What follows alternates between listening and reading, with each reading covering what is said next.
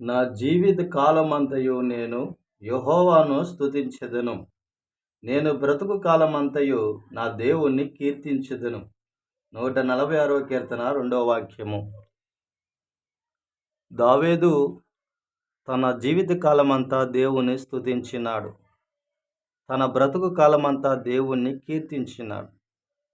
ఈరోజు నీవు కూడా దావీదు వలె నీ బ్రతుకు కాలమంతా దేవుని స్తుతించాలి. నీ జీవిత కాలమంతా దేవుణ్ణి కీర్తించాలి. నీ జీవితాన్ని బట్టి దేవునికి మహిమ రావాలి. నీ ప్రవర్తన బట్టి దేవుడికి మహిమ రావాలి. నీ నోటి మాటలను బట్టి దేవునికి కీర్తి రావాలి. నీ దేహాన్ని బట్టి దేవునికి కీర్తి రావాలి, స్తుతి రావాలి, మహిమ రావాలి. నీ ప్రవర్తన బట్టి ఎక్కడ దేవునికి అపకీర్తి రాకూడదు. నీ జీవితాన్ని బట్టి ఎక్కడ దేవునికి అపకీర్తి రాకూడదు. నిన్ను బట్టి దేవునికి అవమానము రాకూడదు, అపకీర్తి రాకూడదు.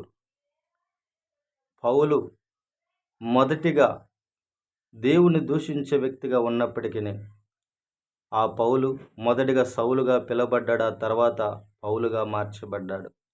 పౌలు కూడా మొదటిగా దేవునికి అపకీర్తిగా ఉన్నప్పటికీ తర్వాత తన జీవితాంతము దేవుడికి కీర్తి తెచ్చే విధముగాను మహిమ తెచ్చే విధముగా జీవించాడు. ఆఖరికి పౌలు అన్నాడు, నేను బ్రతుకుట క్రీస్తే, సావైతే నాకు మేలు అన్నాడు. అంతగా దేవుని కొరకు ఆయన జీవించగలిగినాడు పౌలు. అపోస్తుడైన పౌలు కూడా తన జీవితాంతము క్రీస్తు నమ్మిన నాటి నుండి దేవునికి మహిమకరముగా జీవించాడు. ఈరోజు నీవు కూడా యేసుక్రీస్తుని నమ్మిన నీవు కూడా నీ జీవిత కాలమంతా దేవుడికి మహిమకరంగా జీవించాలి.